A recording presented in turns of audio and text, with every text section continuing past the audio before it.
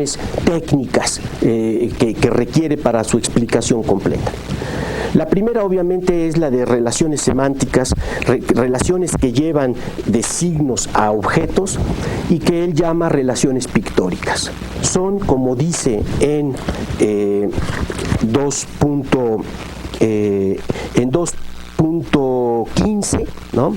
En 2.15 14, 2.15.14, ¿no? Y en estas secciones en donde él habla de la relación pictórica, dice que son precisamente como tentáculos, son las vinculaciones que unen a las palabras con las cosas. Estas relaciones son obviamente el resultado de convenciones.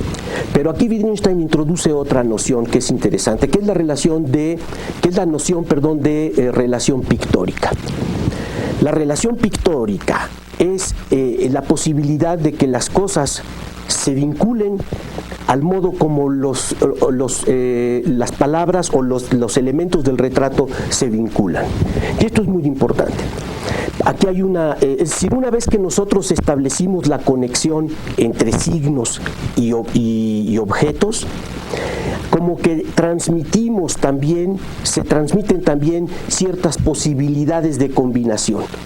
El hecho de que un perro no pueda ser un número primo, se manifiesta en el hecho de que cuando yo digo el perro es un número primo, es un absurdo, ¿sí? Es una imposibilidad lógica, es algo incoherente.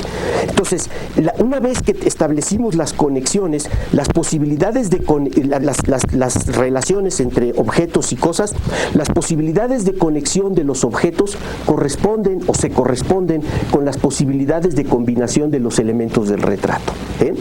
Esto es un guía para la comprensión del modo como la realidad está estructurada y cómo se vinculan unos objetos con otros.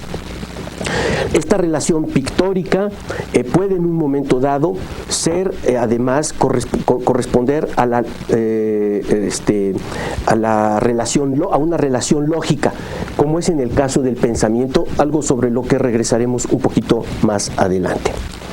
Entonces, tenemos que nosotros nos hacemos retratos de los hechos. ¿Por qué? Porque podemos solamente pensar articulando elementos. El pensamiento es algo complejo, igual que lo que expresamos cuando empleamos palabras. Lo que nos importa es la representación de la realidad, y para esto tenemos que establecer convenciones lingüísticas que varían de caso en caso, de lenguaje en lenguaje. Pero hay una esencia. Al hablar de la esencia de la proposición, de la esencia del lenguaje, Wittgenstein nos está dando las condiciones que tiene que satisfacer cualquier sistema de signos regulado que aspire a ser un instrumento para la medición de la realidad. Por el momento hablamos de retratos. Después veremos que una clase particular de retratos son las proposiciones, una noción que hay que esclarecer antes de emplearla. No he querido por eso adentrarme todavía en ello. Ahora, es muy importante entender lo siguiente. Con esta teoría del retrato que Wittgenstein está estableciendo, proponiendo, que es, como dije, la teoría lógica del lenguaje, ¿sí?, aparecen también un sinnúmero de otras ideas. Primero, hay una teoría de la verdad, si no me equivoco, hay de hecho en el Tractatus 3 teorías de la verdad. ¿Por qué? Una es la teoría lógica de la verdad. Otra teoría es una teoría de la correspondencia, y hay también la teoría de la redundancia. Y esto lo único que indica no es que Wittgenstein sea incoherente, sino que el concepto de verdad se presta a ser estudiado desde muy diversas perspectivas y que no se agota con una sola teoría. La teoría lógica de la verdad es la teoría de que la condición lógica para que una proposición P sea verdadera, un retrato sea verdadero, es el hecho que le corresponde. La proposición, o sea, digamos, el retrato vivimos en México o vivimos en el siglo XXI, es verdad, sí, solo sí vivimos en el siglo XXI. La condición de la verdad de la proposición o del retrato o del pensamiento es el hecho que le corresponde. Y eso es una trivialidad. Pero es importante porque si no se cumpliera esa condición, entonces esta proposición P podría ser verdadera mediante un hecho diferente, y eso no es el caso. Entonces es una trivialidad, pero que acota el ámbito de la verdad, y en ese sentido es útil. Esto es una teoría que Tarski, además de las cláusulas de verdad que Wittgenstein introduce para las proposiciones elementales, cómo se satisface una función mediante un argumento particular, Tarski la usó para sus propios objetivos, la sistematizó de otra manera y le dio un auge que no habría podido quizá el Tractatus darle. Pero lo que sí es importante es entender que la teoría procede del Tractatus. Ahora, esto es una teoría puramente formal, como todo lo que está diciendo Wittgenstein, una teoría formal de la realidad, una teoría formal del lenguaje, que no es teoría, sino descripción. Pero claro, si nosotros queremos saber qué pasa con un retrato, si el retrato es correcto o incorrecto, si realmente está retratando o no algo, lo que tenemos que hacer es confrontarlo con la realidad. Y esto es muy importante porque está implícita en la teoría, o es una consecuencia de la teoría pictórica, que no puede haber retratos verdaderos a priori. Nosotros no podemos saber si un retrato es de algo, de una persona, de un paisaje, un auto, lo que sea, si eso es un retrato de algo, si no establecemos una comparación entre ellos, si no los confrontamos, ¿sí? Y esto es muy importante por lo siguiente, porque cancela toda una serie de programas que ha habido a lo largo de la historia de la filosofía. Los filósofos han sido siempre adictos a promover, promulgar verdades que son necesarias y que sin embargo tienen un contenido, ¿sí?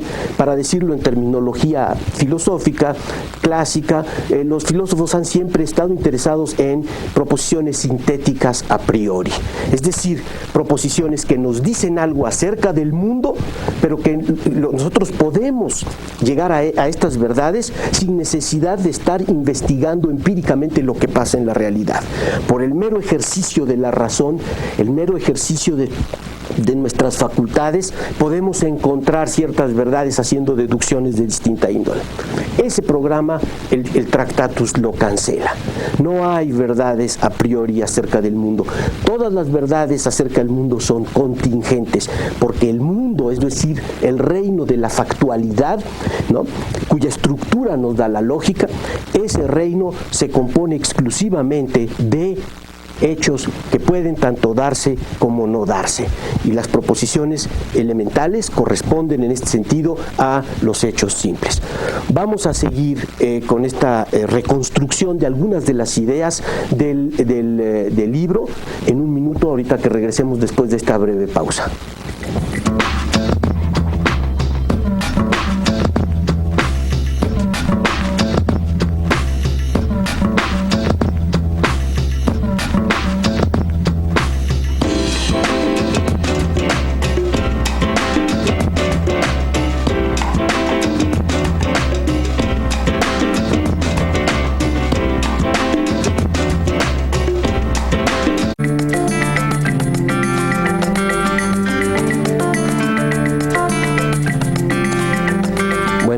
De regreso. Antes de seguir quisiera agradecerle a un par de personas que tuvieron a bien hablar. Una de ellas se va a llevar algunos libros, es el compañero David Rodríguez López, puede comunicarse aquí y los recogerá sus ejemplares. También recuerden que estamos por internet y las direcciones aparecerán. Que estaba diciendo para concluir esta unidad relacionada con la verdad. No hay verdades a priori, verdades en el sentido de verdades con un contenido, verdades que nos digan algo acerca del mundo. Si queremos saber algo acerca de la realidad, tendremos que tener nombres para saber qué objetos se están designando y ver si se estructuran. Tendremos entonces retratos o proposiciones o pensamientos, y solo entonces podremos determinar mediante una confrontación si estos retratos son verdaderos o falsos. La condición lógica de la verdad es la condición de que hay un hecho, que es el que descrito, que es lo que puede hacer verdadero o falso, lo que hace verdadero en virtud de lo cual es verdadera una proposición o un pensamiento. Sin embargo, 5.141, Wittgenstein dice lo siguiente: si P se sigue de Q y Q se sigue de P, entonces son una y la misma proposición. P y Q son una y la misma proposición. Es obvio que si yo digo Napoleón era corso, es exactamente lo mismo que si digo es verdad que Napoleón era corso. Y a la inversa, si es verdad que Napoleón era corso, entonces Napoleón era corso. Y esto muestra que el concepto de verdad es en algún sentido redundante. Este análisis, sugerido por G. Moore en alguno de sus más lúcidos ensayos, pues completa, ¿no?, lo que es la teoría de la verdad, y nos indica que una teoría completa de la verdad es algo mucho más complejo de lo que Tarski y sus seguidores pueden pensar, que tiene que apelarse sobre la base de la teoría lógica a teorías de la verdad en la que podemos checar, verificar, confirmar o refutar las afirmaciones, las aseveraciones que se hagan. Y esto puede dar lugar a diversas teorías, porque no se corroboran de la misma manera proposiciones, vamos a llamarlas así, proposiciones en matemáticas o en lógica, que en física o en historia. Entonces, de lo que estamos hablando aquí es de verdades empíricas, y estas solamente pueden quedar establecidas a través de una confrontación con la realidad. Entonces, tenemos que esta es la doctrina general de la representación. La representación es siempre de hechos, nunca de objetos aislados. Los hechos se componen de objetos, pero vimos que una propiedad necesaria de los objetos era la de formar parte de algún hecho.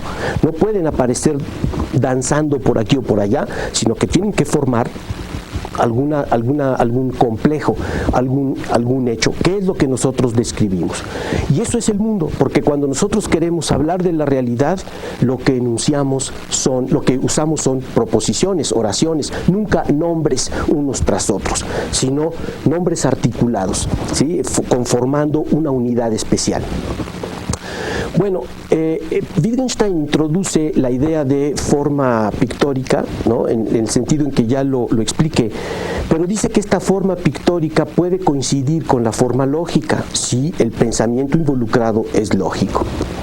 Esto es muy interesante porque vemos que Wittgenstein en el Tractatus todavía está bajo el influjo, bajo la influencia de la herencia filosófica tradicional. Todavía hay resabios, reverberaciones cartesianas, es decir, un cierto mentalismo lo permea. Es un mentalismo que a final de cuentas es inocuo, pero hay que señalarlo. Lo que Wittgenstein nos dice es lo siguiente: si nosotros nos representamos, nos hacemos retratos de hechos, pero lo podemos hacer sin lenguaje.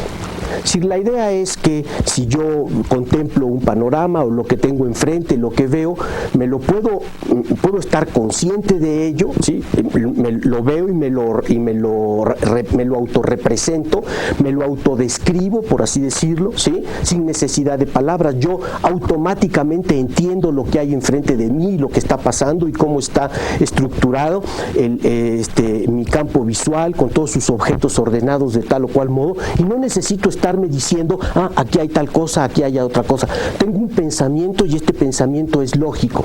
Sí, obviamente el Tractatus descarta como inteligible la idea de pensamiento ilógico. No hay tal cosa, porque ni siquiera podríamos decir en qué consiste, ¿sí?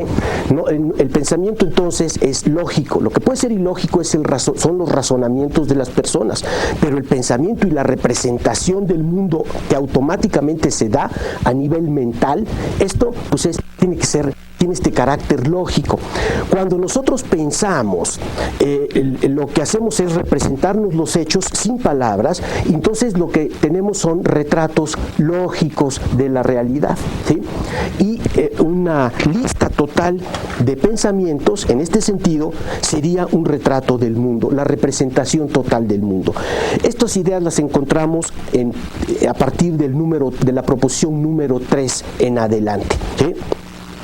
Entonces ahí Wittgenstein caracteriza claramente el pensamiento en tres como un retrato lógico de hechos. Es decir, por un lado está el retrato lógico, por otro lado está este ropaje lingüístico en el que puede venir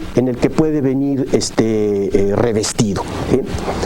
Pero algo que es muy importante, es decir, cuáles sean todos los componentes mentales o psíquicos de los que está compuesto el pensamiento, eso es algo que desde el punto de vista de Wittgenstein amerita una investigación empírica.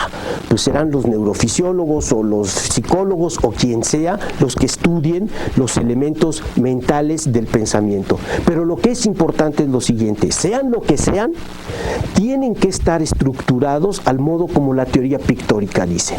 Por eso sostenía yo que el mentalismo del Tractatus es en cierto sentido redundante, porque de una u otra manera se tiene que subordinar a los dicta de la teoría pictórica, sea como sea la naturaleza del pensamiento, sea la que sea. Para que haya pensamiento tiene que haber isomorfismo estructural entre los elementos del pensamiento y los elementos representados, lo que nosotros pensamos. Se tiene que dar estas relaciones de estos tentáculos que nos llevan de unos a otros. Tiene que haber una estructura, tiene que haber algo complejo y ordenado, ¿sí? Y estructurado. Entonces, ya la investigación concreta de la naturaleza de los objetos del pensar, bueno, esto es muy interesante, pero es una investigación empírica. Pero lo que sí sabemos a priori es que tiene que ajustarse para que podamos hablar de pensamiento a lo que dice la teoría general de la lógica de la representación. Entonces, no hay la representación de un objeto. No tiene caso estar buscando en la mente o en el cerebro o en donde sea un objeto que es un objeto del pensamiento, porque no hay tal cosa. Esto tiene que venir armado, es un todo, un complejo lo que se da. Entonces, fíjense qué interesante. Por un lado tenemos la teoría general de la representación, luego, como un caso particular, la teoría de la doctrina lógica del pensamiento, la doctrina del pensamiento como un retrato lógico, y luego pasa Wittgenstein a lo que realmente nos importa, que es el estudio o a lo que más nos importa, el estudio de las proposiciones del lenguaje tal como lo conocemos, ¿sí? ¿Cómo es posible que mediante signos como la A, la E, la I, la O, la U, las consonantes, etcétera, podamos formar palabras y luego constituir complejos de palabras que nos permiten atrapar hechos, ¿sí? ¿Cómo es posible eso? Bueno, ya dimos las condiciones lógicas. ¿Qué pasa con el lenguaje natural?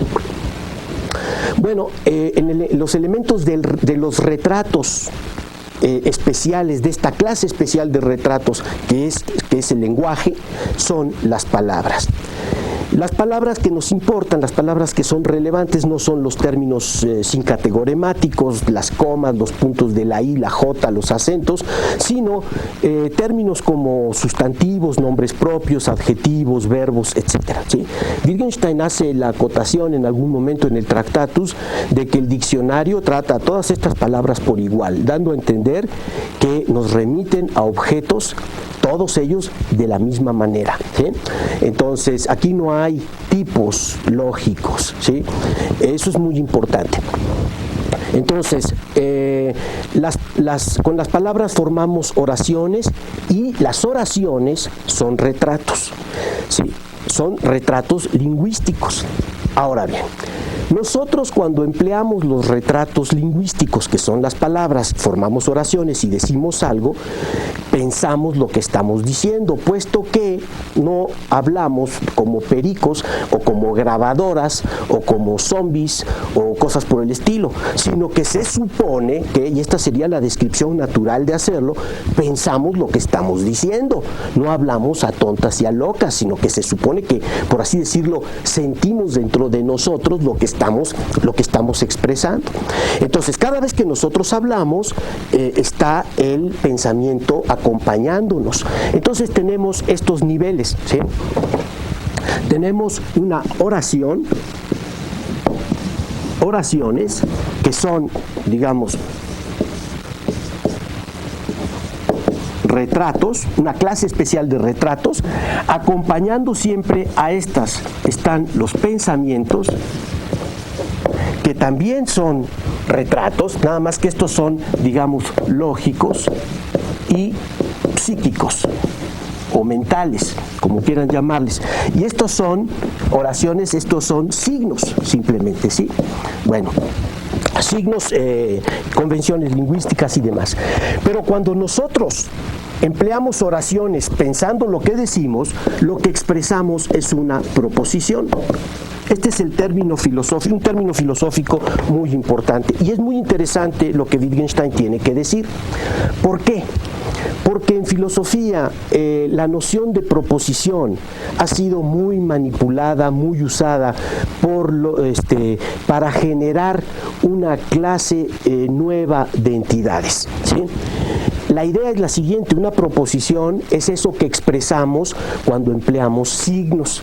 Se supone que decimos algo que otras personas captan, algo que podemos traducir de un lenguaje a otro, algo que tiene condiciones de verdad. Esto no es más que un retrato, la oración no es más que un retrato. Si les pongo una oración en chino, pues van a ver unos dibujitos y eso es un retrato, pero para nosotros no va a ser inutilizable, no vamos a poder emitir ninguna proposición con un simbolismo que desconocemos. Entonces tenemos que pensar lo que estamos diciendo. Eso quiere decir que tenemos que poder establecer las correlaciones entre los elementos del pensamiento, de la oración y del hecho que nosotros estamos describiendo, y lo que construimos, transmitimos de unos a otros constantemente son proposiciones. Si yo digo, el proceso tal como se describe normalmente es este, ¿no? Yo emito unos sonidos que aparentemente llevan un significado, ¿sí? Otro oye eso, lo procesa, capta el sentido, responde y nos transmitimos sentidos. Esto es una proposición, ¿sí? Entonces, claro, el filósofo se encuentra con el problema de que tiene una clase de entidad nueva, diferente. Tenemos oraciones que son signos, pensamientos que están, por así decirlo, para seguir con esta mitología filosófica, dentro del cráneo, y proposiciones que son entidades abstractas, entidades que no son puramente lingüísticas, sino que son de otra naturaleza. Bueno, Wittgenstein va a acabar con esa fantasmagoría, ¿sí? Eso también puede verse mucho mejor en su segundo periodo. Pero la idea ya está implícita, no más que implícita, ya está presentada en el Tractatus. Aquí podemos ver las proposiciones. Para entender esto, vamos a ver las proposiciones 3.1 y siguientes. Fíjense lo que está diciendo Wittgenstein, es muy interesante. Yo voy a leer mi traducción, que espero que coincida más o menos con la versión oficial, una de las versiones oficiales que están viendo ustedes en pantalla. En 3.1, Wittgenstein dice: en una proposición, un pensamiento se expresa en forma perceptible por los sentidos. Es decir, cuando nosotros decimos algo con sentido, estamos transmitiendo un pensamiento. Se supone que el pensamiento, en esta visión estándar, pues es algo invisible, es algo no tangible, algo etéreo, ¿sí? Pero resulta que cuando nosotros construimos una proposición, este pensamiento se vuelve atrapable, ¿sí? Se vuelve perceptible por los sentidos. ¿Por qué? Porque pasa necesariamente a través del filtro de las oraciones. Y estas oraciones todos pues las vemos, las percibimos, o las oímos, o las leemos, o las vemos, ¿sí? Pero es algo ya palpable, tangible, visible. Entonces, cuando nosotros decimos algo con sentido, expresamos un pensamiento vía algo que reviste al pensamiento de signos, y entonces nos lo da, por así decirlo, de manera tangible. Dice Wittgenstein en 3.11: nosotros empleamos el signo sensorialmente perceptible de una proposición, es decir, sonidos o signos escritos, como una proyección de una situación posible. ¿Por qué? Bueno, porque la función lógica del lenguaje no puede ser más que proyectar, presentar situaciones reales, situaciones posibles, porque no todo lo que decimos es verdad, pero lo que decimos es significativo, y entonces, bueno, ya hay un hecho posible allí representado, pintado, descrito. Y aquí dice: el método de proyección es el pensar el sentido de la proposición. ¿Sí? Bueno, voy a leer y luego explico. Al signo mediante el cual expresamos un pensamiento lo llamo signo proposicional. Y una proposición es el signo proposicional en su relación proyectiva sobre el mundo. ¿Sí? Bueno, esto requiere un par de aclaraciones. Simplemente, el pensamiento se constituye como algo abstracto, algo mental, ¿sí? Pero que no es tangible, no es visible, está compuesto por ciertos elementos que corresponden de alguna manera, ¿sí?, a los hechos a un hecho particular que nosotros pensamos, ¿sí?, constituido por objetos. Aquí se dan estas vinculaciones, estos tentáculos, estas relaciones semánticas que llevan de los objetos del pensamiento a los objetos de la realidad. Pero los hacemos pasar por el lenguaje. Y entonces aquí se da otra vez otra correlación, porque a cada elemento del pensamiento le corresponde un elemento de la oración. Y obviamente hay esta correlación. Cada vez que yo digo algo, lo estoy pensando, yo digo algo, describo un hecho, pero como estoy pensando, también se da esta relación, ¿sí? Esta relación entre, digamos, pensamiento, oración, hecho, simple, ¿sí? Entonces, se da esta relación.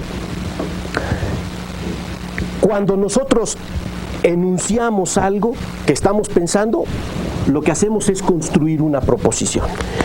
Y esto es un avance filosófico, porque con esto estamos eliminando por completo la idea de proposición como la idea de una entidad abstracta. Sencillamente Wittgenstein está mostrando que esto es completamente redundante, es una postulación completamente innecesaria.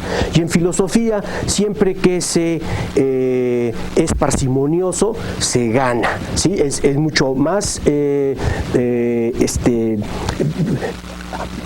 positivo filosóficamente tener una ontologías reducidas de los cuales podemos dar cuenta de los términos teóricos que usamos y todo esto, que estar haciendo proliferar entidades porque nos resulta más fácil o porque nos dejamos llevar por las formas normales, usuales de hablar, y decimos que la proposición tiene que ser algo y entonces postulamos entidades. No es necesario.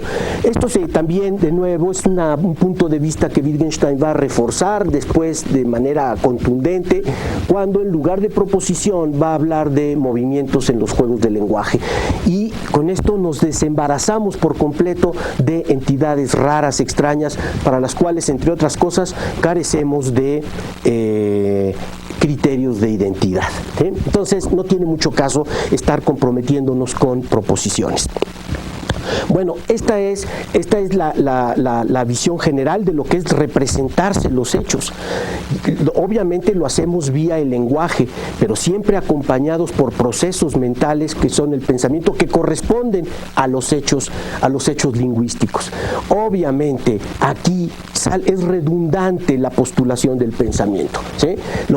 Esto lo podemos expresar después de otro modo, dando lo que va a hacer Wittgenstein en su segundo gran periodo, es invertir lo mental y lo lingüístico para precisamente explicar todo lo mental en términos de capacidades de expresión. Por decirlo a manera de eslogan fácil, dime cómo te expresas y te diré qué piensas, ¿sí? Entonces, bueno, este es un panorama general. Allí hay una teoría del significado involucrado. Así como vimos que el mundo es una especie de mosaico inmenso de hechos, pero que en última instancia este gran mosaico puede ser analizado en términos de sus pequeñas partes, ¿sí?, que son los pequeños cuadritos de distintos colores, gracias al cual conformamos el todo. Así también el lenguaje es analizable en pequeños elementos, en elementos últimos, ¿sí? La posibilidad del análisis lógico es muy importante. ¿Por qué? Porque, bueno, es la perspectiva lógica la que está en juego, ¿sí? Y esa es la que aquí nos ha interesado. al analizar el lenguaje, por complejas que sean nuestras proposiciones, llegamos a proposiciones últimas que Wittgenstein llama proposiciones elementales. Estas proposiciones elementales ya no son analizables, tienen la característica de ser verdaderas o falsas independientemente de lo que pase con cualquier otra. Recuerden que lenguaje y realidad son como dos caras de una misma moneda. No hay forma de que una moneda nada más tenga una cara, ¿sí? Sino tiene que tener dos facetas. Entonces, nosotros hablamos de la realidad, tenemos un concepto de realidad porque tenemos un lenguaje operante y este lenguaje operante se vuelve algo real, algo funcional, porque está en conexión precisamente con la realidad, sirve para eso. Y la lógica es este vínculo, ¿no? La lógica siempre es la lógica de la realidad y del lenguaje. No es nunca, como veremos en la próxima sesión, la representación abstracta de un mundo que no tiene ninguna vinculación con nosotros y que puede estar allí, lo pensemos o no lo pensemos, demás fantasmagorías filosóficas que Wittgenstein sanamente elimina en el Tractatus. Entonces, toda proposición, ya vimos, es un retrato. Toda oración es un retrato, la proposición es un retrato pensado, ¿sí? De hecho, empleado, pensado por un hablante, utilizado, ¿sí? Y esta es la esencia del lenguaje. Es decir, esa es la esencia de la proposición. Wittgenstein nos dice en 5 y un poquito 4.5 y 5 nos dice que la forma general de la proposición, es decir, de esta unidad última del lenguaje, es: las cosas son así. Para esto me sirve el lenguaje. Piensen en cualquier discurso, en cualquier narración. Pues fíjate que fui al cine y entonces me subí a un auto, pero cuando estábamos llegando llegó la grúa y bla, bla, bla. Lo único que estamos haciendo es describir hechos unos tras otros secuenciados. Y eso es lo que dice el Tractatus que hacemos cuando hablamos, ¿sí? Y lo que hacemos en ciencia y lo que hacemos en historia y lo que hacemos en cualquier disciplina. Ahora, además de eso, están los fenómenos lingüísticos de expresión, comunicación y todo lo bonito o terrible que pueda traer el lenguaje, pero eso ya es un asunto empírico, ¿sí? El punto es que el lenguaje se divide en estas unidades últimas y estas unidades últimas a su vez se dividen se componen de nombres. El significado de los nombres, lógicamente, es un objeto, ¿sí? Esta es la teoría del significado que está en el Tractatus. Sí, claro, como Wittgenstein no nos ha especificado de qué lenguaje está hablando, pues cuáles sean los nombres y cuáles sean los objetos es algo que variará en función del sistema simbólico que se maneje, ¿sí? Pero esto no lo podemos nosotros predecir porque, como ya insistí y vuelvo a hacerlo, la lógica tiene que estar, como dice Wittgenstein, en constante conexión con su aplicación, pero no se puede anticipar a ella. Entonces, lo único que podemos saber es que que tiene que haber proposiciones elementales, que estas proposiciones elementales se componen de nombres y que el significado de los significados de estos nombres son los objetos de la realidad tal como queda categorizada por ese sistema simbólico. Entonces, en resumen, hay muchísimas cosas que obviamente dejamos fuera al hablar de una teoría de una serie de aclaraciones tan ricas como la que encontramos en el Tractatus. Y yo creo que Wittgenstein tenía razón al decir que el único punto de vista alternativo a realmente es la doctrina que encontramos en las investigaciones filosóficas. Pero eso ya es asunto harina de otro costal. Entonces, en resumen, lo que vimos hoy, que concuerda y completa lo que vimos la vez pasada, es la visión lógica del lenguaje, las condiciones lógicas que tiene que cumplir cualquier sistema simbólico para poder constituirse en un instrumento de representación. Esto es lo que vimos. Espero que se hayan ido conjugando los resultados y que se haya venido reforzando la interpretación que propuse, porque yo creo que es la que nos da la pauta para entender cabalmente un libro tan complejo, tan difícil y tan maravilloso como lo es el Tractatus de Wittgenstein. Gracias.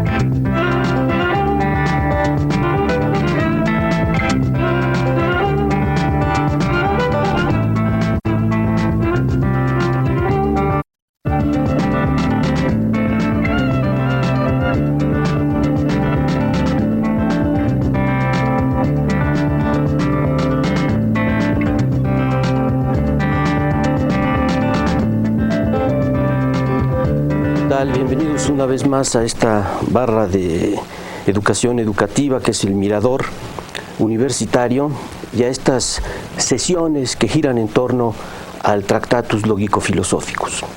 Quiero recordarles que el programa también está transmitido por internet, es un programa en vivo y les renuevo mi solicitud de que nos manden sus comentarios, sus opiniones, sus preguntas a la dirección que estará apareciendo a lo largo de esta sesión en diversos momentos. Les agradecemos de antemano su participación en este programa. Bueno, el tema de hoy nuestro es el de la filosofía de la lógica, pero antes quisiera hacer un veloz recordatorio de las cosas que hemos dicho en sesiones anteriores. Propuse que como canales de interpretación del libro podíamos tener esta como plataforma fundamental, la lógica por un lado y la primera persona por la otra. De hecho, yo pienso que si el libro, el Tractatus, es algo, es esencialmente un libro de filosofía de la lógica.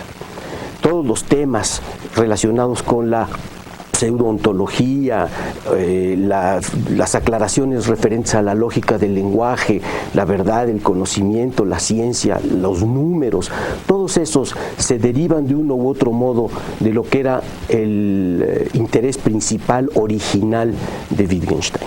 Wittgenstein entró en filosofía por el lado de los fundamentos de las matemáticas y por lo tanto de esta disciplina que estaba naciendo y con un vigor extraordinario que era la lógica matemática.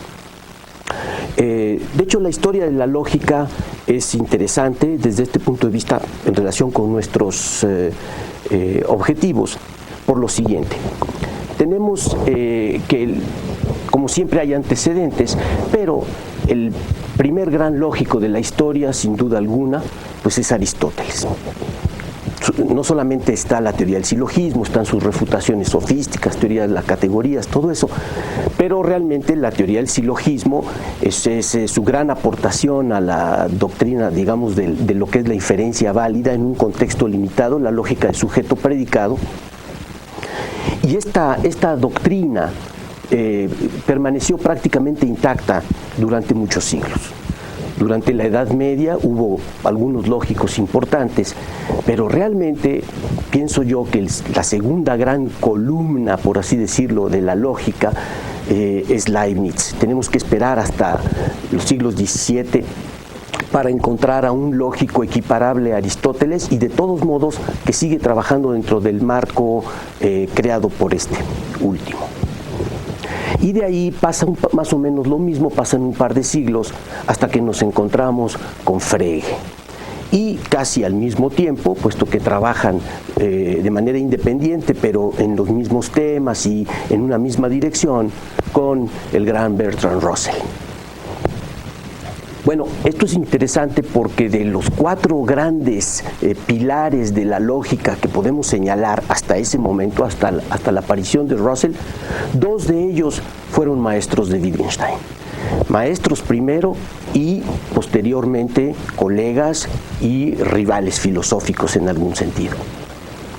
Entonces, Wittgenstein estaba muy bien preparado para pronunciarse sobre los temas de los cuales vamos a hablar ahora: la naturaleza de la verdad lógica, de las conectivas, de la cuantificación, la inferencia, todos esos temas que conforman la lógica tal como la conocemos.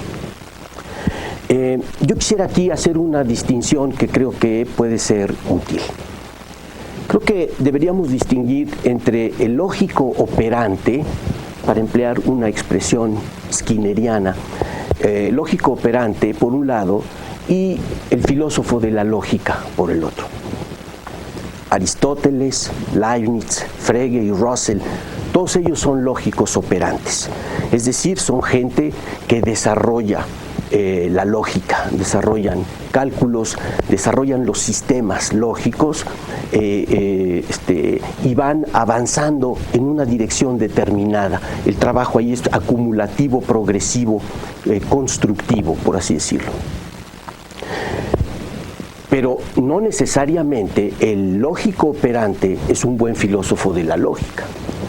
De hecho, Aristóteles, por ejemplo, tiene algunas reflexiones interesantes sobre los principios lógicos fundamentales: el de no contradicción, la ley de identidad, la ley del tercero excluido, y se refiere a ellos como leyes del pensamiento.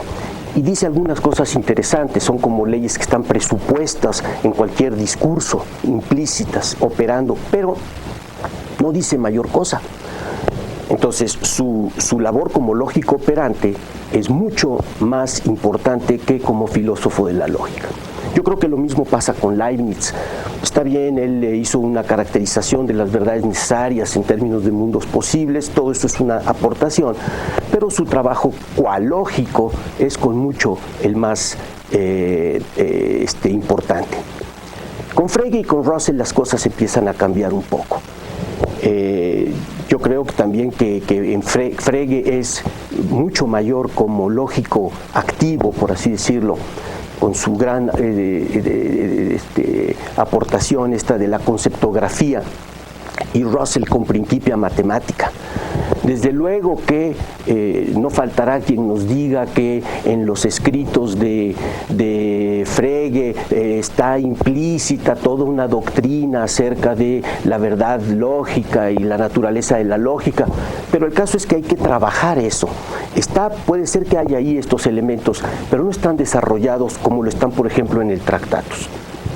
En el caso de Russell la cosa es un poco más interesante, porque Russell sí era un filósofo de tiempo completo, digamos, de primera línea, ¿sí? Y en todos los contextos. La labor de Frege se limita al área de filosofía de la lógica y filosofía de las matemáticas, pero la labor de Russell abarca la filosofía política, la filosofía social, la teoría del conocimiento, etcétera, ¿no? El primer libro de Russell es La socialdemocracia alemana, no un libro de filosofía de las matemáticas o de la lógica. Entonces, en Russell hay un equilibrio, yo creo, mayor. Cuando pasamos a Wittgenstein, pues tenemos que reconocer que él, digamos, no era un lógico operante. Wittgenstein no hace una demostración de nuevos teoremas, no expande la lógica. Sin embargo, es como filósofo de la lógica, pienso, muy superior a todos sus predecesores, y yo diría que sería muy difícil encontrar un pensador de su talla en la actualidad en el área de la filosofía de la lógica, como trataré de hacer ver en un momento. Por la forma misma como Wittgenstein concibió la actividad filosófica, es natural que él busque siempre blancos, adversarios contra quienes irse. Y en este caso, el adversario natural, el filósofo con quien él se mide y con quien él polemiza, pues es evidentemente Russell, sobre todo, no únicamente, pero sobre todo. Ahora, ¿qué nos dice Russell en relación con la lógica? Bueno, Russell tiene muchos pensamientos importantes, pero pienso que se puede demostrar que hay errores en sus planteamientos, y el Tractatus los va a recoger y va a mejorar el punto de vista compartido de ambos, porque hay puntos de vista que ellos comparten. Parte del interés de la filosofía de la lógica de Russell es que en algún sentido se funda también en su filosofía del lenguaje, porque Russell es un filósofo semianalítico. Para él, algunos problemas de la filosofía son enredos lógico-lingüísticos. De hecho, así presenta su teoría de las descripciones.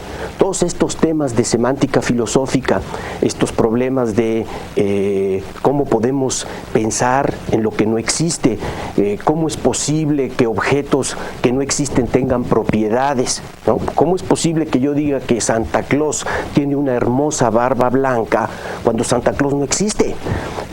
Problemas de ese tipo, Russell considera que son enredos lógico-lingüísticos, puzzles, como él dice, ¿sí?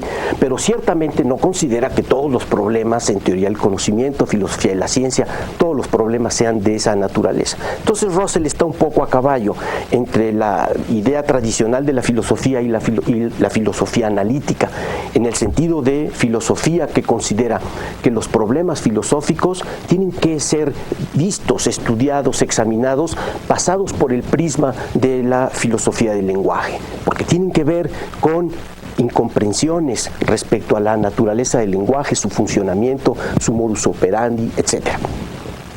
Entonces, hay una filosofía del lenguaje metida en la filosofía de la lógica de Russell. Y esta es una filosofía, desafortunadamente, es una filosofía muy simple. Para Russell, la significación aparece vinculada necesariamente, directamente además, con la referencia, con la denotación.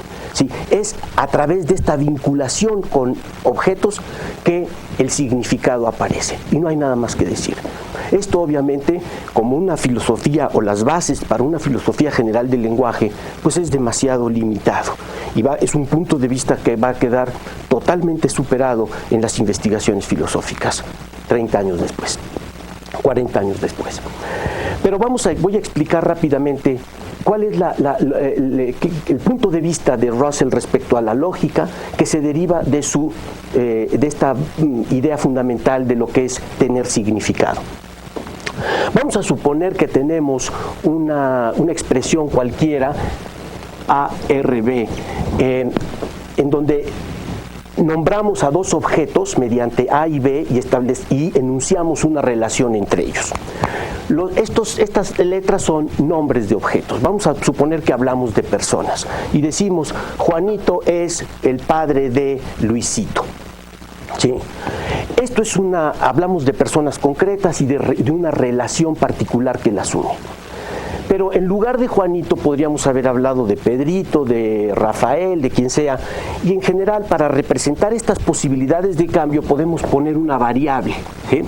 Y lo mismo con esta otra.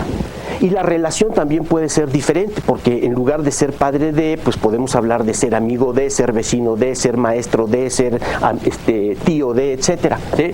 Entonces tenemos una expresión completamente abstracta, ¿sí?, en donde no se habla de nada en particular. Normalmente nosotros diríamos, cuando tenemos expresiones así, nos remitimos a objetos, pero esto debería tener una explicación distinta. Sin embargo, para Russell eso no es así. Estas expresiones y todas las expresiones similares que encontramos en lógica, que son expresiones que no aluden a nada en particular, sin embargo, son significativas para él precisamente porque de cierta manera nos remiten a alguna clase de realidad, alguna clase de, entre comillas, entidad. No son cosas, ¿sí? Esto es la referencia de esta clase de expresiones, son las formas lógicas, ¿sí? La lógica para Russell es el estudio de las formas lógicas y de las conexiones que hay entre ellas también, ¿sí? Entonces, es una especie de, para usar una expresión del Wittgenstein maduro, la lógica es una especie de ultrafísica. Para Russell, la investigación en lógica es una especie de exploración del universo. Él mismo lo dice y tiene frases célebres al respecto. La lógica, dice, se ocupa del mundo, solo que de sus rasgos más generales y abstractos, ¿sí? No se ocupa de objetos particulares, de objetos sensibles, sino de un mundo mucho más abstracto, independiente, perfecto, inmutable, eterno, indestructible, que está allí, lo conozcamos o no lo conozcamos. Y el estudio de la lógica es la descripción de ese mundo, ¿eh? Entonces, para Russell, las proposiciones de la lógica son proposiciones comunes y corrientes, y en esto quizá hay una contradicción en él, porque por un lado sostiene que son como descripciones de una realidad abstracta, aunque por otro lado, y muy atinadamente, acertadamente, insiste en que las proposiciones de la lógica tienen un estatus especial. No sé si se puedan conciliar las dos cosas, ¿sí? Pero ese es el punto de vista de Russell. Y hay un punto de vista que es interesante. Nosotros tenemos, las verdades de la lógica obviamente son verdades especiales en algún sentido, son necesarias, no las podemos poner en tela de juicio, cuestionar. Entonces, sin embargo, nosotros tenemos en el lenguaje natural verdades así también. Vamos a suponer que decimos, voy a dar ejemplos elementales, soltero igual no casado, ¿sí? O yo digo, todo soltero es no casado. Bueno, esa es una verdad lingüística, es el resultado de una asignación particular de significados. Para determinar la verdad de una expresión como esta, lo que necesitamos es ir al diccionario y enterarnos de lo que significa una cosa, una palabra. Estas son verdades lingüísticas y son el resultado de convenciones. Pero para Ross, y son verdades que se llaman analíticas, porque el mero análisis del significado nos permite determinar su valor de verdad. Pero para Russell, como para Wittgenstein y para otros pensadores, las verdades de la lógica, verdades de la forma P o no P, o si P entonces P, para toda X, si F de X entonces F de A, cosas por el estilo, ¿sí? Verdades como estas no son el resultado de convenciones lingüísticas. Aquí hay una convergencia con Wittgenstein, como trataré de hacer ver más adelante. Entonces, para Russell, las verdades de la lógica son verdades, digamos, cuasi factuales, no son verdades de experiencia visual que se confirmen en la experiencia sensorial, sino por razonamientos puramente abstractos. Son verdades necesarias, son verdades que no son analíticas, ¿sí? Pero son igual, comparten con las verdades analíticas la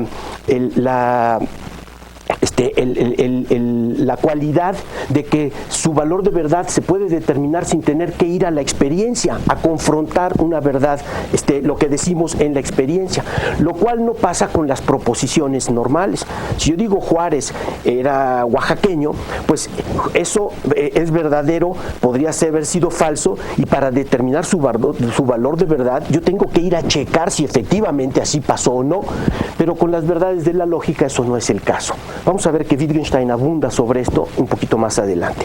Entonces, el punto de vista de Russell es el del platonismo, un platonismo muy sofisticado por muchas razones en las que pues no podemos entrar, pero es una idea tradicional, la idea de que en lógica nos la sabemos con verdades en el mismo sentido en que hablamos de verdad al hablar de historia o de física, solamente que la realidad a la cual alude la lógica es una realidad mucho más universal, abstracta, es objeto del pensamiento y nada más, ¿sí?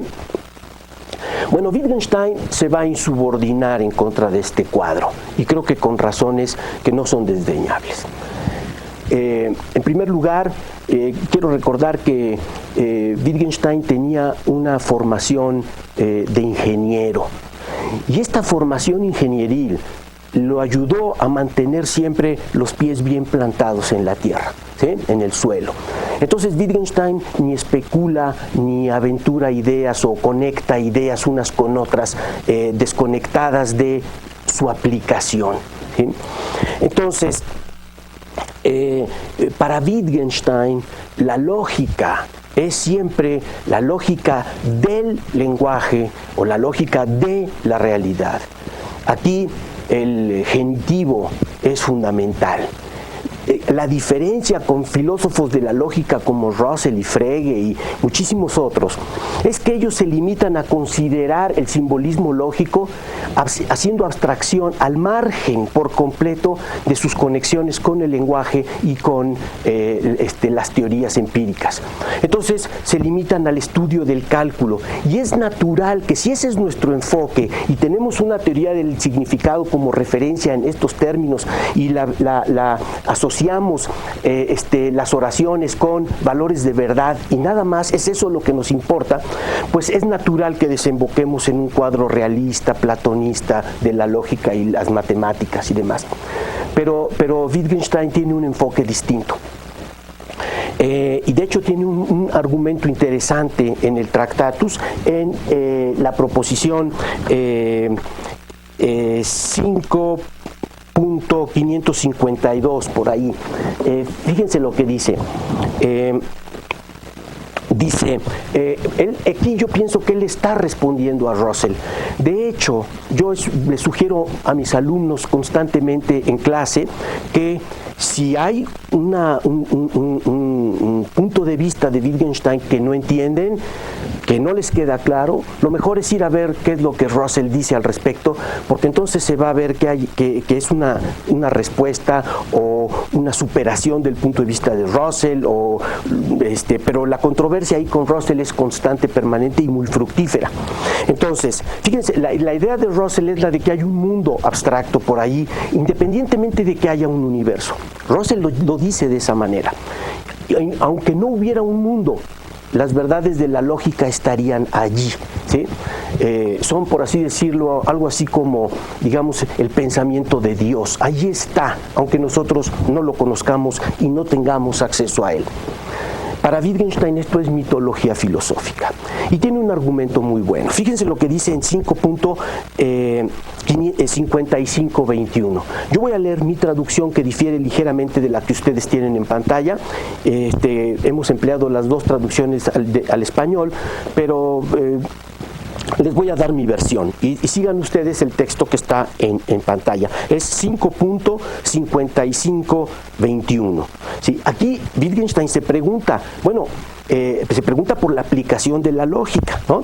Y dice, ¿cómo podríamos aplicar la lógica? Podría decirse, si hubiera una lógica, aunque no hubiera también un mundo, ¿qué es lo que dice Russell? ¿Cómo podría haber una lógica dado que hay un mundo? ¿Sí? Entonces, ¿cuál es la idea aquí detrás? Vamos a suponer que efectivamente es una especie de reducción al absurdo. Vamos a suponer que lo que Russell dice es cierto y que existe esta realidad. Después se crea el mundo, aparecemos nosotros, nos convertimos en hablantes y empezamos a pensar y descubrimos esa realidad superior, ¿sí? ¿Y cómo sabemos nosotros? ¿Cómo la vamos a interpretar? ¿Cómo sabemos qué conexiones son las que se están estableciendo si nosotros no tenemos una lógica de entrada? ¿Cómo vamos a poder interpretar las verdades que ahí se expresan? ¿Quién nos garantiza que la estamos leyendo bien? Si en lugar de simbología lógica pusiéramos signos en chino, ¿no? ¿Cómo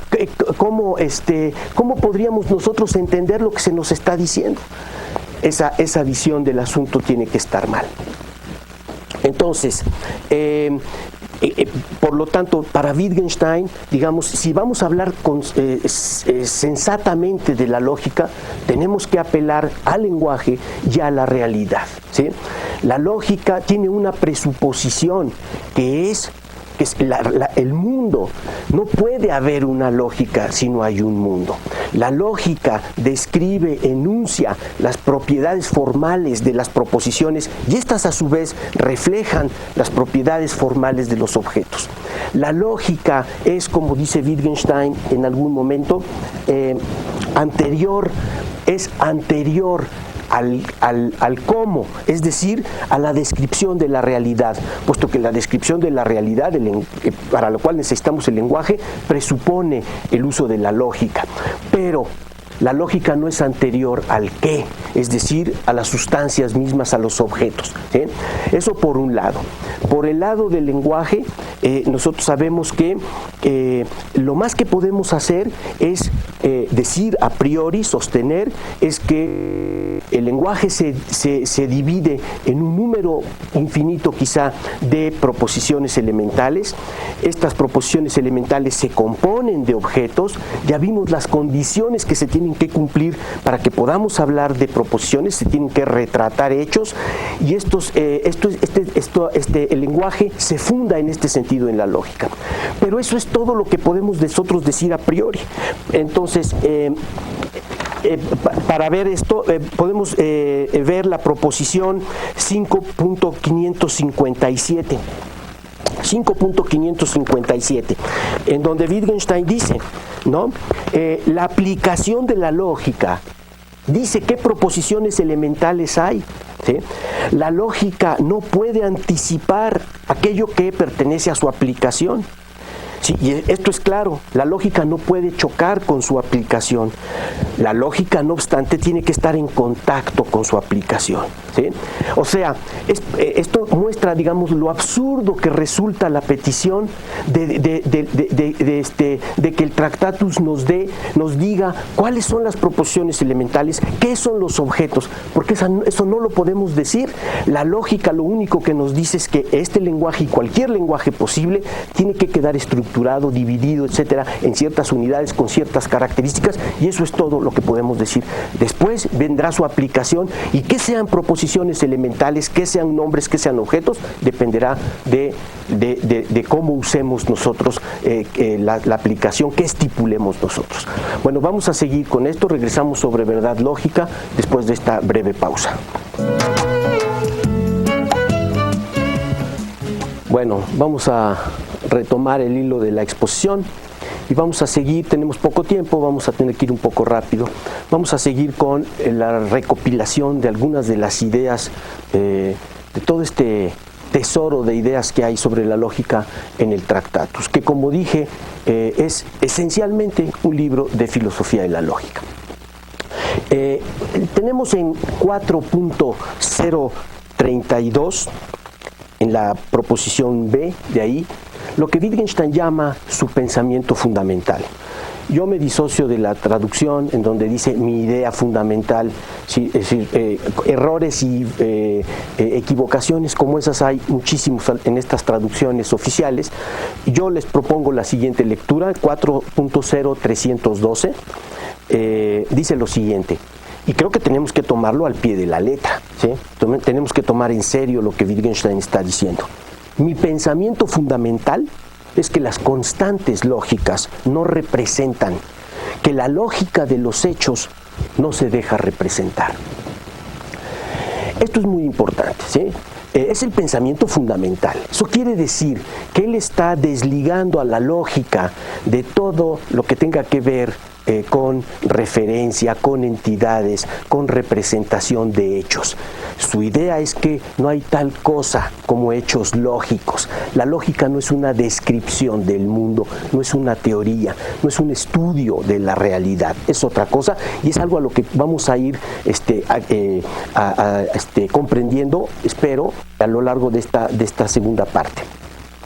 Entonces, la prueba de que las constantes lógicas, por constantes lógicas, Wittgenstein entiende no solamente las conectivas lógicas, todo tipo de mecanismo notacional que se requiere en lógica.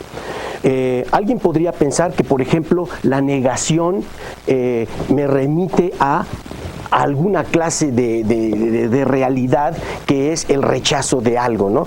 Si yo digo Sócrates no está aquí, parecería que hay un hecho de ausencia, un hecho negativo que es el que Sócrates no esté entre nosotros, ¿sí? A diferencia del hecho positivo, Sócrates está aquí.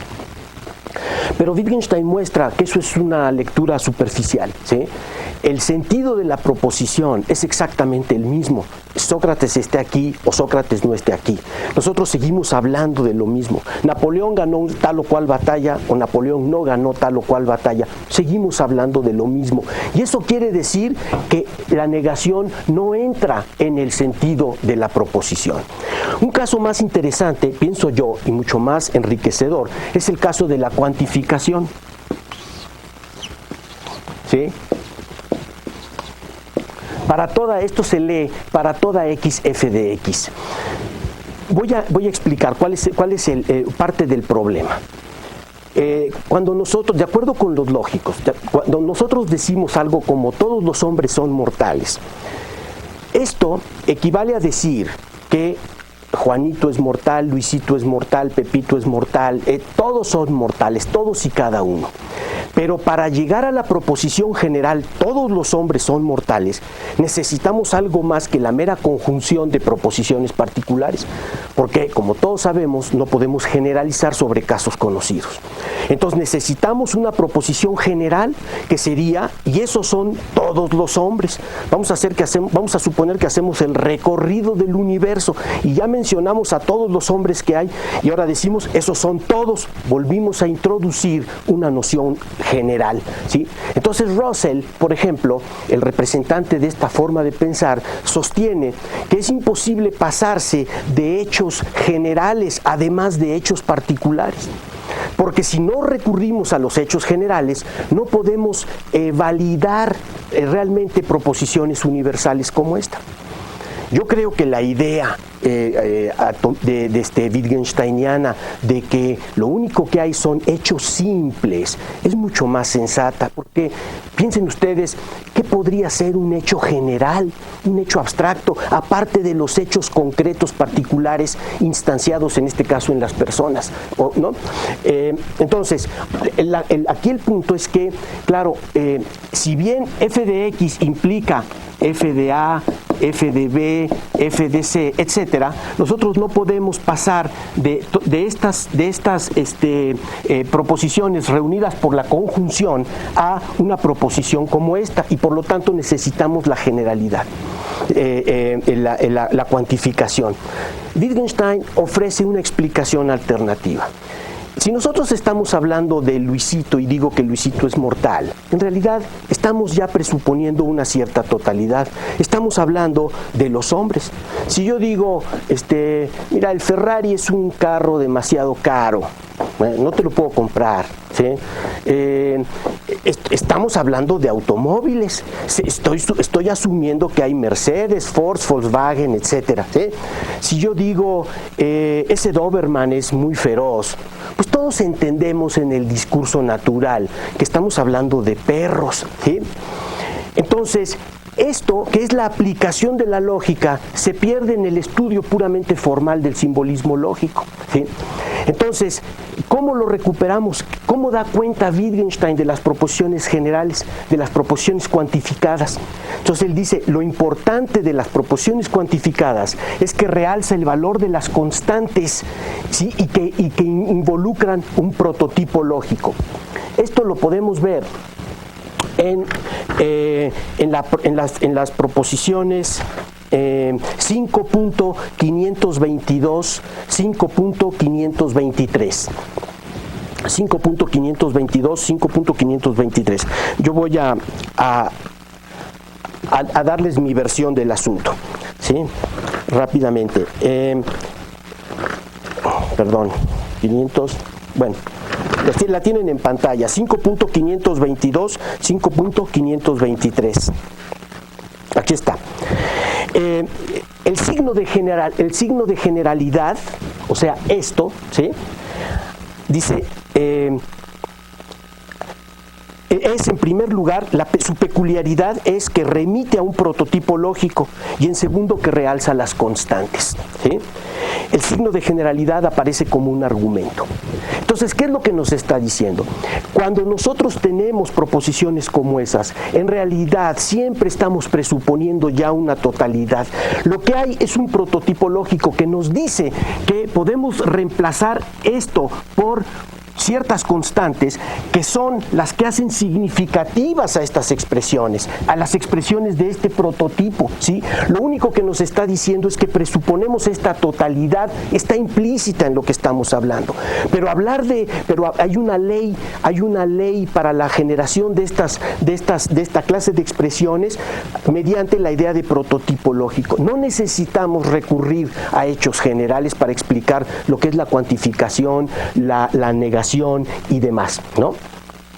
Entonces, hay una explicación alternativa de lo que es la cuantificación que a mí me parece que ha sido injustamente, torpemente abandonada y no estudiada por los filósofos de la lógica en general. Todo el mundo se contenta con las explicaciones usuales de tipo formal, deductivo, en donde lo que se toma en cuenta es esta capacidad de deducción a partir de estas y la imposibilidad de pasar de unas a otras, y se olvidan del contexto en el que están insertas las expresiones, del uso de las expresiones formales, ¿sí? Bueno, entonces Wittgenstein da un cuadro interesante, nos describe, hay como tres grandes grupos de pensamientos en el Tractatus que tienen que ver con la lógica. Por un lado nos describe lo que es, por así decirlo, la lógica en acción. Nos explica qué es esto de seguirse de, esto se sigue de aquello, en términos de fundamentos de verdad. Nos da una explicación de las conectivas lógicas, ¿sí? Y en fin, de todo este armatoste que se requiere. Pero tenemos también una serie de elucidaciones de primer orden respecto a la naturaleza de la verdad lógica. Y ahí es donde Wittgenstein es todavía más original, ¿sí? Voy rápidamente a tratar de presentar su punto de vista.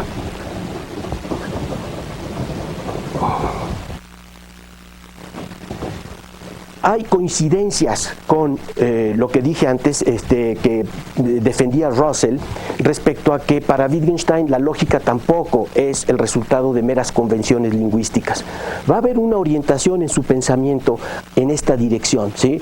Porque para el Wittgenstein de la madurez, fuera de los cálculos lógicos, no tiene mucho sentido hablar de lógica, ¿sí? Si no está instanciado en un sistema formal, en un cálculo, en un sistema axiomático, en un cálculo determinado, sea lógica deóntica, temporal, la extensional, la lógica que sea, pues no tiene mucho caso hablar, y eso es un simbolismo determinado.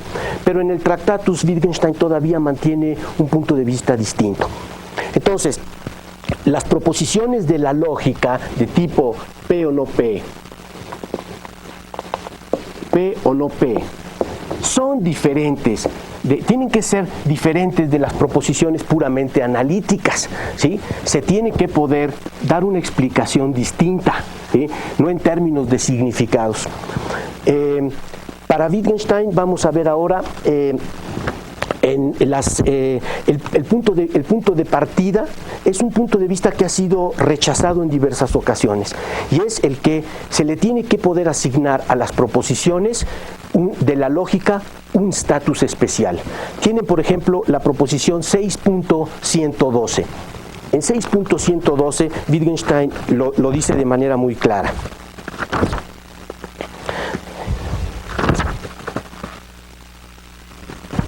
Dice, 6.112. La explicación correcta de las proposiciones de la lógica tiene que conferirles un lugar especial entre todas las proposiciones, ¿sí? O sea, tiene que haber un corte entre las proposiciones comunes y corrientes, como Napoleón era corso, y proposiciones de este tipo, ¿sí? Hay quien ha querido ver que hay una transición gradual de unas a otras, pero estas son diferentes, porque estas son verdaderas, pero pueden ser falsas. En cambio, estas no tienen más que un único valor de verdad. De hecho, de entrada sentimos que hay algo distinto en esta clase de proposiciones, que ni siquiera es una proposición, sino una combinación de proposiciones, ¿sí? Nos da una idea de que no estamos hablando de la misma clase de cosas. La verdad de las proposiciones de la lógica es una verdad que Wittgenstein llama esencial. Es diferente de las verdades generalizadas, de las verdades generales, pero que son verdades contingentemente. Vamos a suponer que que hubiera seres humanos en distintos lugares del universo y que todos los seres humanos fueran mortales. Y diríamos entonces, todos los seres humanos son mortales. Y eso es cierto, pero no es necesariamente cierto, ¿sí? Podemos imaginar, quizá, por lo menos lógicamente es posible, que hubiera seres que nacen y siguen viviendo y siguen viviendo y se van reproduciendo de un modo diferente, sus células, sus órganos, y siguen viviendo y siguen viviendo. Digamos, la idea de inmortalidad no es una idea internamente incoherente, se puede sostener. Entonces, si todos los hombres son mortales, eso es verdad y es una verdad general, es por casualidad. Pero proposiciones de este tipo no son verdades por casualidad, ¿sí? Entonces, no son verdades meramente contingentes.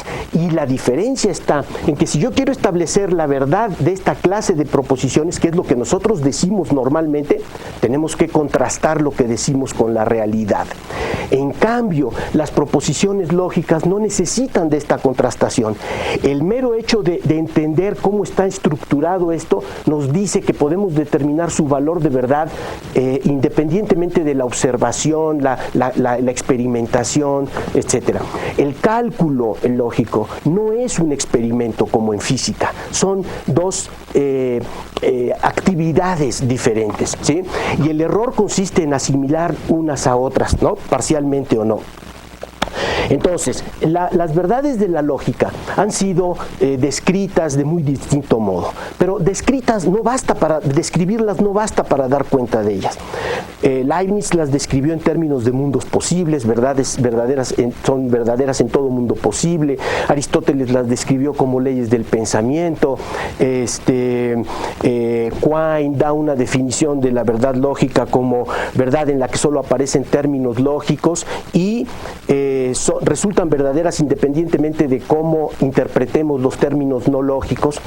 Eso está bien como anécdota filosófica, porque no es una aclaración de nada. Si yo ya sé lo que es lo lógico y lo sé distinguir de lo empírico, pues la definición de Quine me funciona muy bien.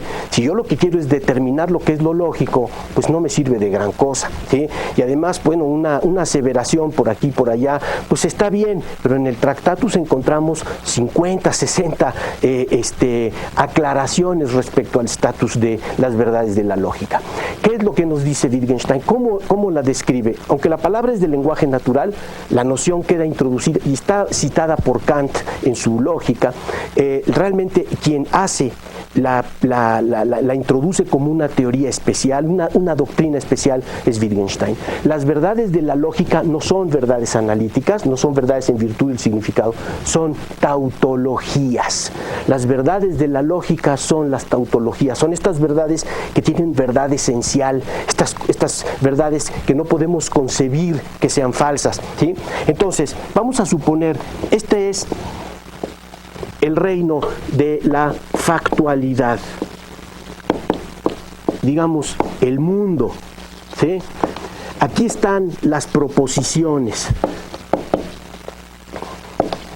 Esto es lo decible, lo que se puede enunciar en el lenguaje, lo que se puede describir, ¿sí?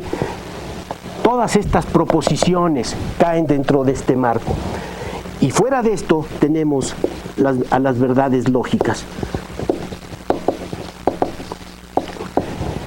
que son las tautologías y las contradicciones.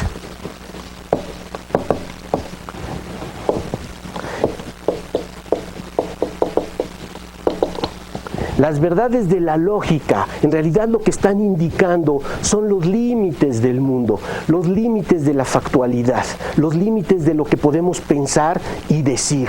Y obviamente, fuera del mundo no hay ninguna realidad. Nosotros, por eso la lógica no se deja representar, porque si nosotros quisiéramos hablar de la lógica, tendríamos que situarnos fuera de esta plataforma, fuera del mundo, para poder hablar de ella a distancia, y eso no se puede hacer. No podemos hablar de la lógica recurriendo a la lógica, no podemos poner en palabras los sentidos, no podemos poner en palabras las relaciones semánticas, cosas por el estilo.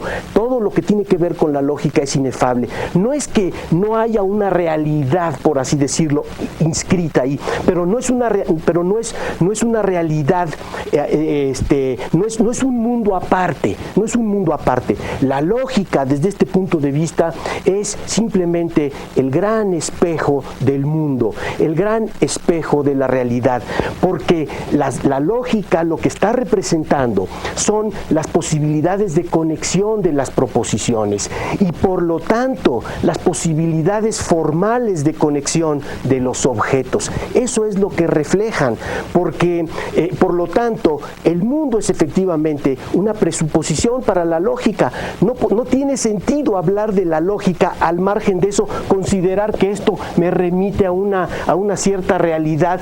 Eso es ridículo. Nos estamos olvidando de su aplicación, ¿sí?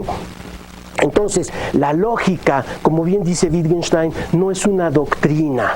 La lógica es simplemente el gran reflejo, el gran espejo del mundo. Eso es lo que es la lógica. ¿Sí? Entonces, a diferencia de lo que dice Russell, en lógica no estamos describiendo nada, no estamos hablando de nada, ¿sí? No estamos explorando nada, simplemente estamos haciendo manifiesto lo que se expresa a través de las proposiciones, ¿sí? De las proposiciones normales del lenguaje.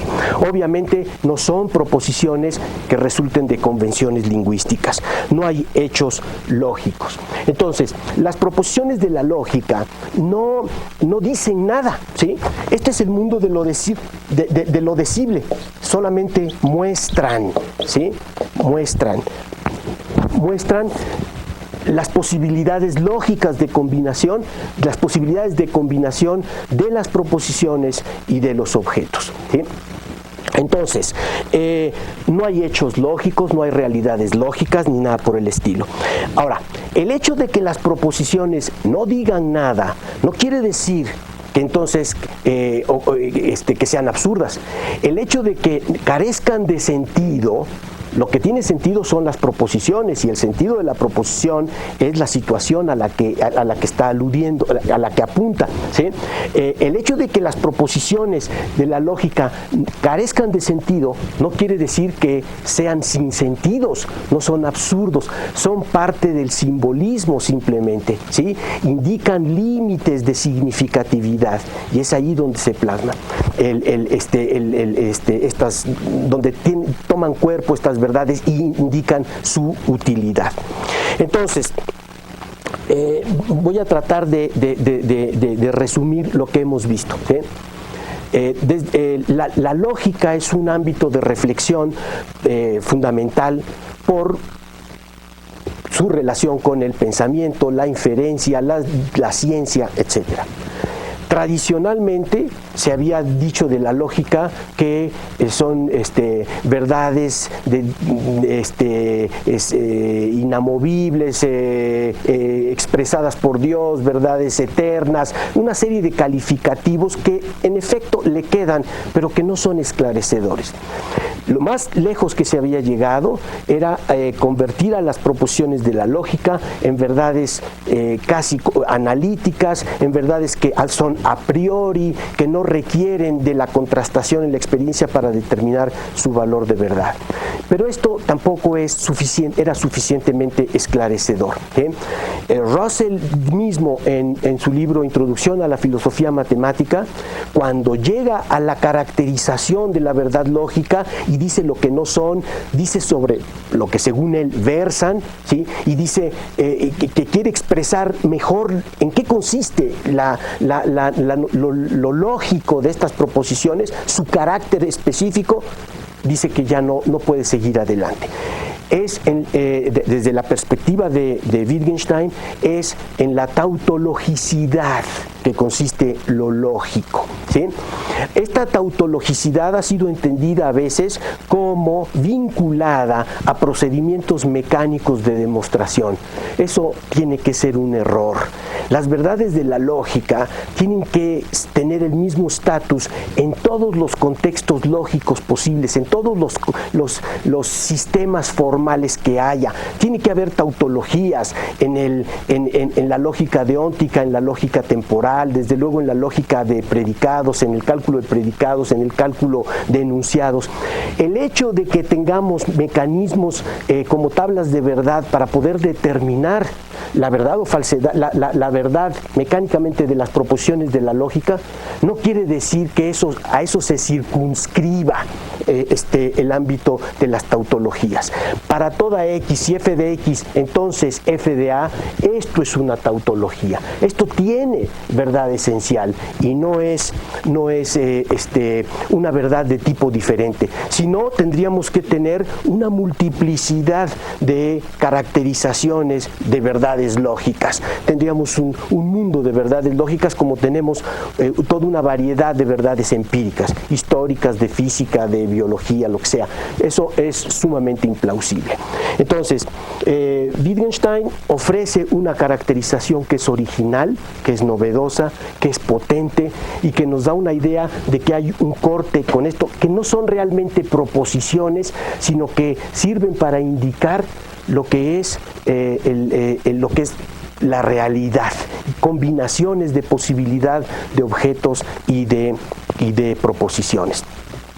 Entonces, este es el mundo que Wittgenstein describe, el universo que Wittgenstein describe nos aclara lo que son los procedimientos en lógica, el cálculo, la deducción, lo que son todos los mecanismos notacionales a los que se recurre, las conectivas lógicas en términos de combinaciones de fundamentos de verdad, todo el ámbito en el que se trabaja en lógica. Y eso constituye, a mi modo de ver, una aportación que permanece todavía allí sin ser debidamente considerada y estudiada, porque nos hemos dejado llevar o en la tradición por los estudios de lógica al margen por completo de su conexión con la vida y con el lenguaje y con el mundo. Entonces, este es el panorama general de la lógica que emana del Tractatus. Obviamente nos quedamos sin decir muchas cosas, pero espero haber presentado un cuadro coherente, atractivo y convincente de lo que son los puntos de vista de Wittgenstein. Los espero para la próxima semana. Les recuerdo que hay libros para las personas que quieran escribir, preguntar, comentar algo, y tenemos una cita para el miércoles y hablar de entonces solipsismo y temas aledaños. Hasta luego.